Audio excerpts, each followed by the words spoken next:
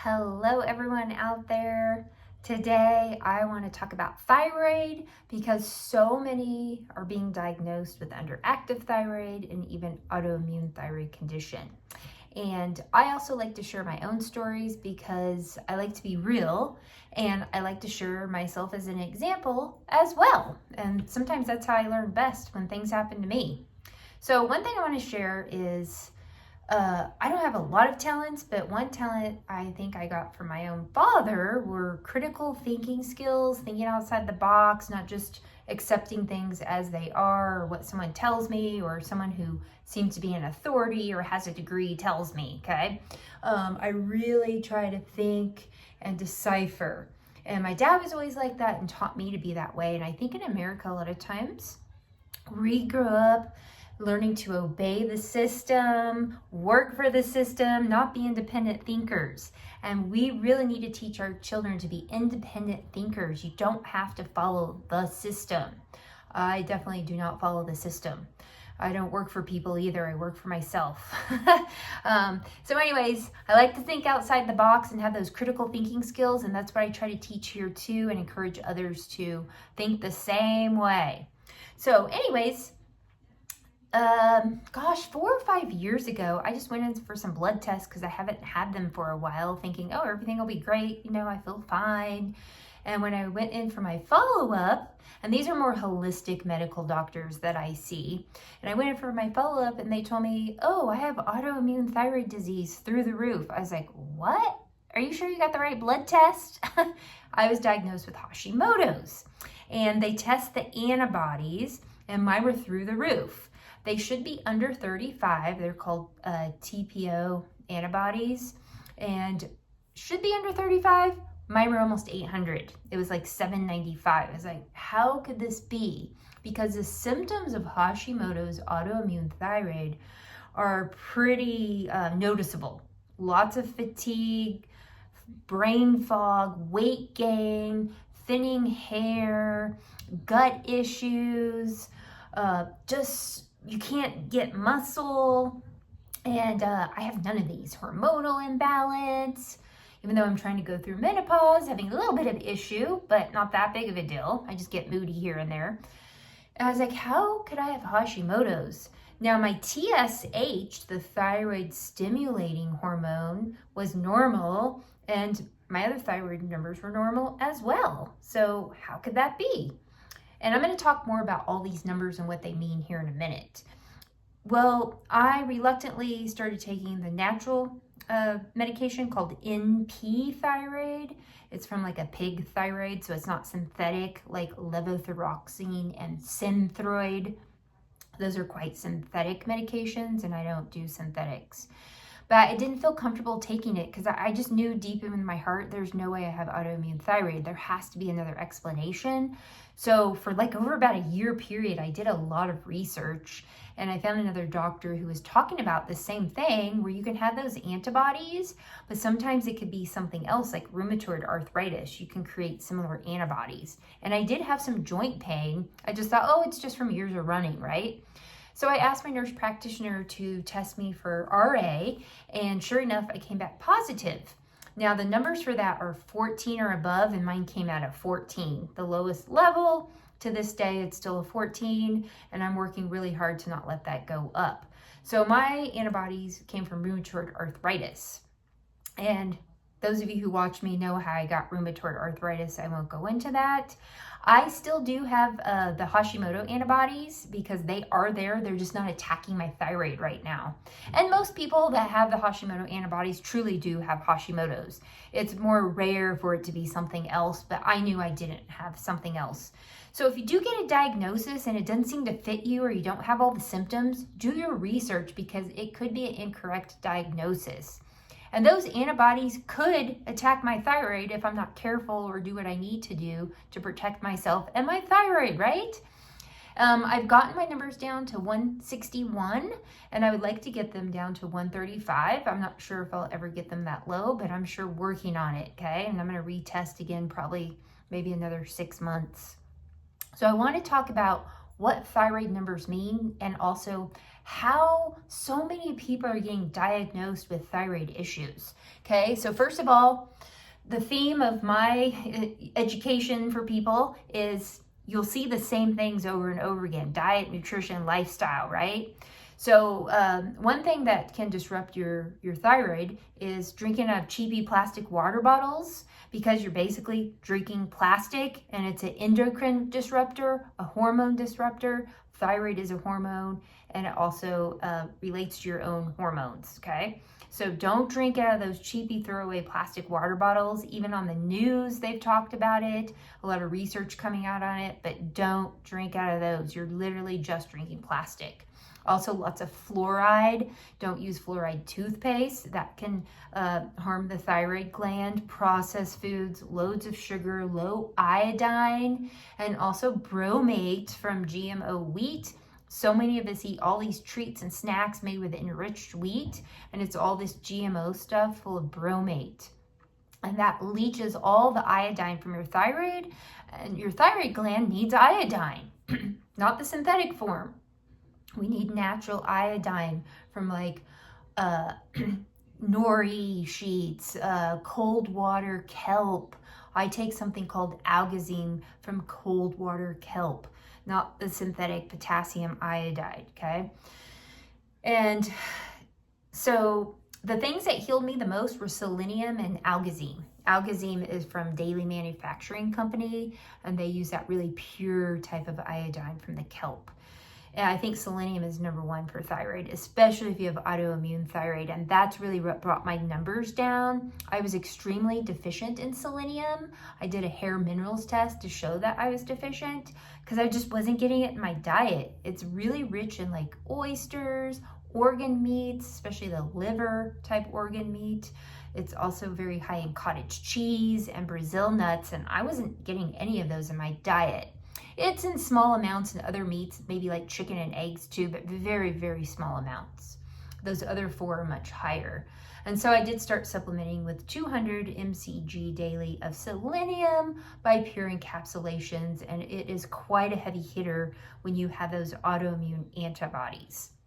Okay, so first we have TSH, which is the thyroid stimulating hormone, and that's the one that the medical doctors usually test, and that's about it. And that is just not enough information because, like I said, mine came back totally perfect, but then I had antibodies through the roof. So you have to test everything. But the pituitary gland will tell your thyroid gland either you're producing enough thyroid hormone for my body, this is good, so my numbers are good, or you're not producing enough, and then that TSH will rise and go up. Now, optimal numbers for optimal health for TSH should be about 1.25 to 2.8. In the medical world, they let you go all the way up to 5, but it really, once it gets to 3 or above, there's an issue. And once that TSH is high, you know for sure there's an issue.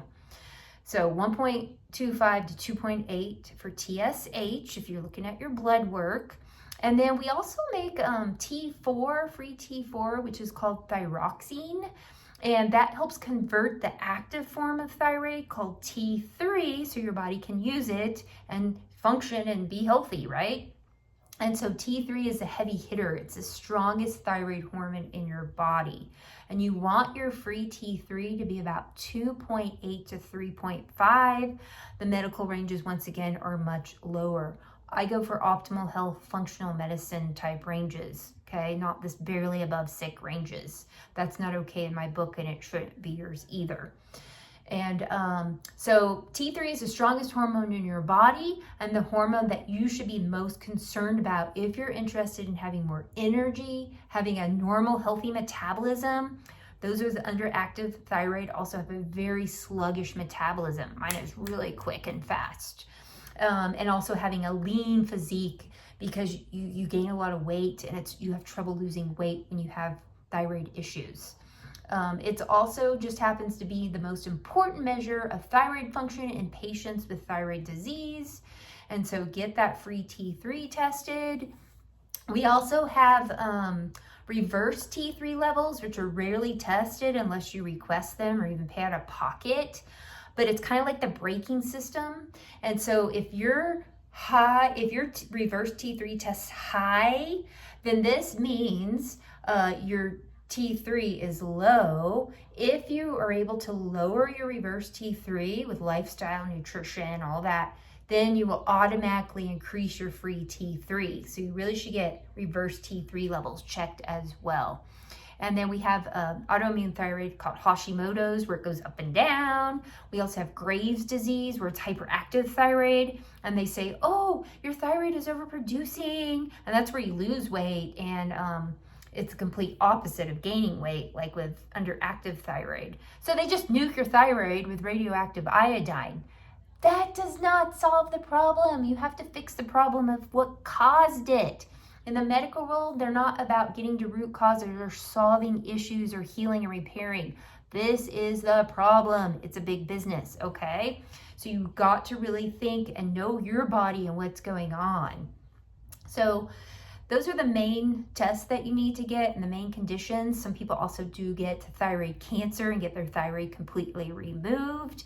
I still recommend NP thyroid or Armour thyroid if that happens to you. There's also a guy, osteopath doctor named Dr. Weston Child, and he has a thyroid glandular supplement called Thyroid Glandular Plus, which is very excellent for those who do not have their thyroid gland because it was removed from either cancer or Graves' disease.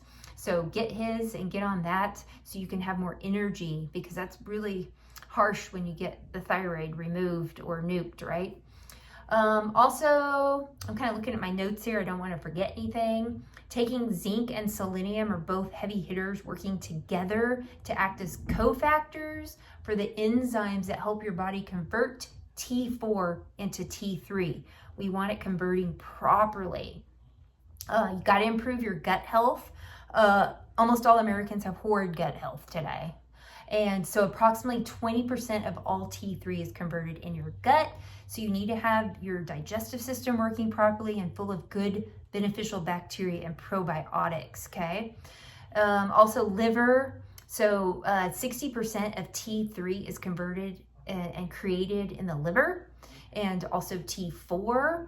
A little bit in the heart and muscles too. So most people have fatty liver today, and it's not from alcohol. Now, alcohol can cause that too, but it's from processed food, junk food, seed oils, trans fats, loads of sugar. Sugar is alcohol to the liver because it turns into alcohol in your liver.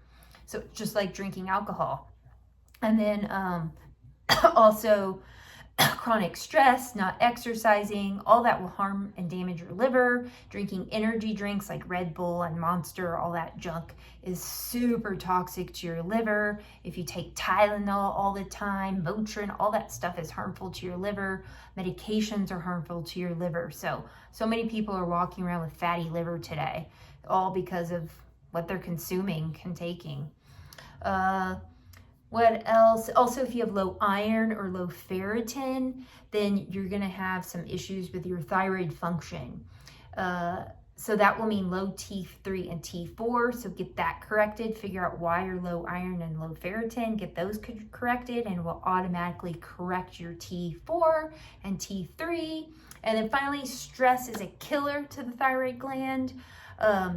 It will also harm your thyroid. And so you want to take adaptogen herbs like ashwagandha, rhodiola, and that really helps reduce the stress. And that can also help improve your T3. So we really want to take care of our thyroid and not just take some medication, because when you take the medication, it doesn't heal your thyroid in the least. It continues to deteriorate underneath the medication. That synthetic medication that most people are taking is just doing a little bit of what your own thyroid should be doing and isn't doing, but in a synthetic form, and it's not very high quality, and you stay on that long enough and you've completely deteriorated your thyroid. You want to heal the thyroid gland so you can get off medications or not go on them in the first place. All my numbers are absolutely perfect today, just great numbers. Just my antibody numbers are still high at 161. that I don't have autoimmune condition except for rheumatoid arthritis. All right, so you guys get out there, pay attention to your body, pay attention to what it's telling you, have those critical thinking skills, and just don't believe something because someone gives you a diagnosis or they're not doing anything to help you heal and repair. All right, have a great day. Bye-bye.